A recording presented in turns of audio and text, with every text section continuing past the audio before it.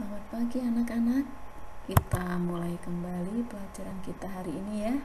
Kita masih belajar tema 4 berbagai pekerjaan, subtema 3 tentang pekerjaan orang tuaku. Hari ini kita belajar ilmu pengetahuan alam. Kita akan mempelajari upaya untuk menjaga keseimbangan alam dan kelestarian sumber daya alam. Ada 3 cara yang dapat dilakukan sebagai upaya untuk pelestarian sumber daya alam. Yang pertama adalah penghematan. Penghematan adalah pemanfaatan sumber daya alam sesuai dengan kebutuhan. Yang kedua, perlindungan. Perlindungan adalah upaya perlindungan sumber daya alam agar tetap lestari dan tidak mengalami kepunahan. Lalu yang ketiga, pemeliharaan. Pemeliharaan adalah memelihara sumber daya alam yang ada agar lestari sehingga dapat digunakan hingga generasi mendatang. Upaya menjaga keseimbangan alam dan kelestarian sumber daya alam yang dapat dilaksanakan di lingkungan rumah adalah sebagai berikut. Menghemat penggunaan air, menghemat penggunaan listrik, menghemat penggunaan bahan bakar, lalu menghemat kertas dan mendaur ulang kertas bekas. Juga mengurangi penggunaan kantong plastik, lalu mengurangi jumlah produksi sampah. Kemudian kita juga harus memisahkan sampah sebelum dibuang ke tempatnya dan menggunakan bahan kimia di rumah tangga seperlunya saja. Bagaimana upaya menjaga keseimbangan alam dan kelestarian sumber daya alam yang dapat dilaksanakan di lingkungan masyarakat? Begini, yang pertama, melakukan penghijauan di lingkungan sekitar. Yang kedua, melakukan reboisasi hutan gundul. Lalu yang ketiga, melakukan reklamasi di lokasi bekas. Nah, ini sumber daya alam hutan. Apa sih manfaat hutan itu? Hutan merupakan penghasil kayu, merupakan sumber makanan sebagai paru-paru dunia. Kemudian untuk mencegah banjir dan juga terjadinya longsor. Lalu hutan juga sebagai sumber air bersih. Dan hutan merupakan rumah bagi hewan. Nah, nih gambar hutan yang sebagian sudah gundul, tidak ada tanamannya, seperti paru-paru manusia yang sudah sebagian rusak ya. Dampak hutan yang gundul, akibatnya apa? Pertama, persediaan oksigen menipis yang menyebabkan pemanasan global. Yang kedua, persediaan air bersih juga berkurang. Lalu, sulit mencari sumber makanan. Nah, nih, rusaknya habitat hewan. Kemudian, banyak tumbuhan dan juga hewan yang akan punah. Dan terjadi bencana longsor serta banjir. Nah, lalu bagaimana cara untuk mencegah terjadinya hutan gundul tadi, atau bagaimana cara melestarikan hutan?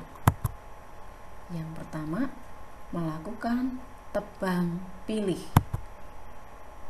Yang kedua, melakukan reboisasi atau penanaman hutan yang sudah gundul. Berikutnya, menetapkan hutan sebagai taman nasional dan juga cagar alam, yaitu tempat pelestarian tanaman langka. Melakukan penghematan untuk penggunaan benda-benda yang berasal dari kayu. Lalu menerapkan sistem tebang tanam dan memberikan sanksi bagi penebang kayu yang melakukan penebangan sembarangan. Jangan lupa melindungi dan menjaga habitat yang ada di hutan. Kita juga bisa melakukan yang ini nih, mengurangi penggunaan kertas secara berlebihan.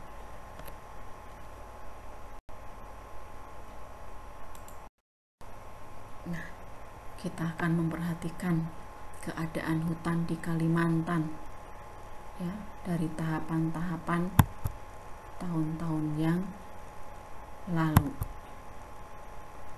Tahun 1950, lihat Pulau Kalimantan masih kelihatan hijau merata.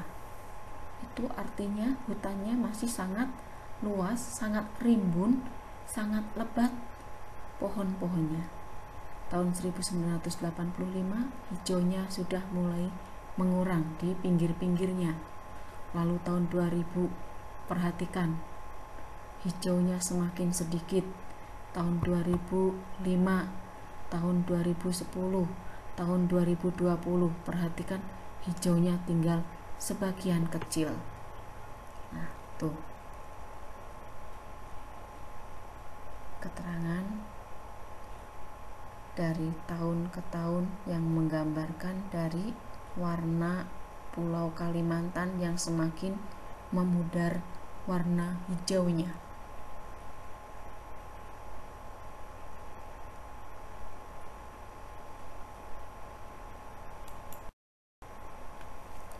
Nah, untuk menjaga kelestarian alam atau menyeimbangkan keadaan alam, selain dengan menjaga kelestarian hutan, kita juga harus mampu untuk mengolah sampah. Bagaimana cara mengolah sampah?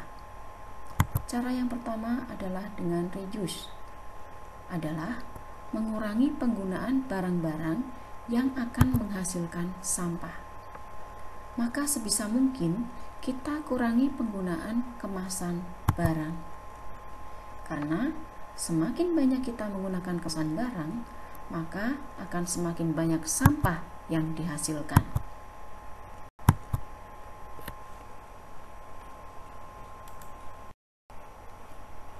Yang kedua dengan reuse adalah memakai kembali barang-barang yang telah digunakan.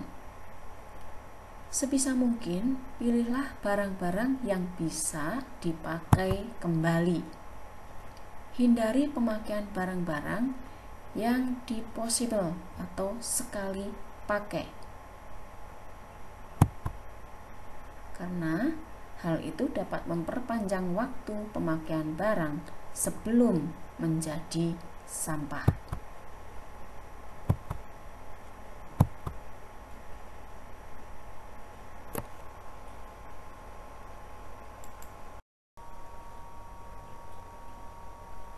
Lalu cara yang ketiga adalah dengan recycle, adalah mendaur ulang kembali barang-barang yang telah digunakan.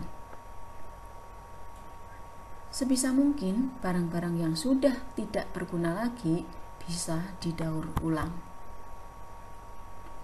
Tidak semua barang bisa didaur ulang, namun saat ini sudah banyak industri yang memanfaatkan sampah menjadi barang lain.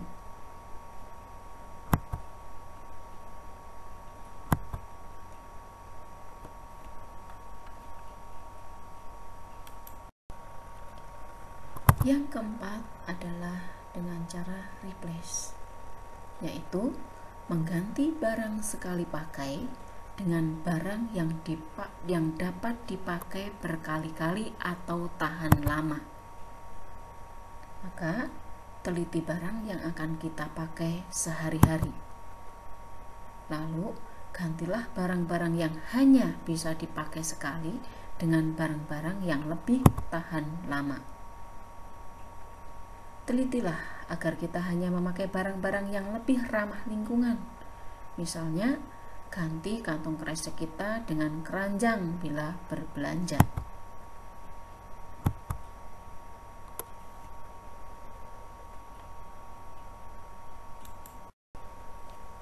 Nah, dari keempat cara mengolah sampah tadi, bisa kalian lihat disimpulkan seperti ini.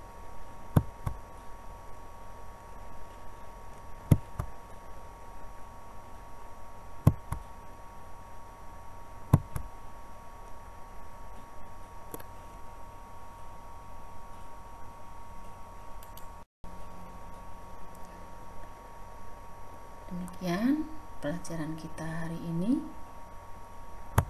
Selamat belajar. Terima kasih.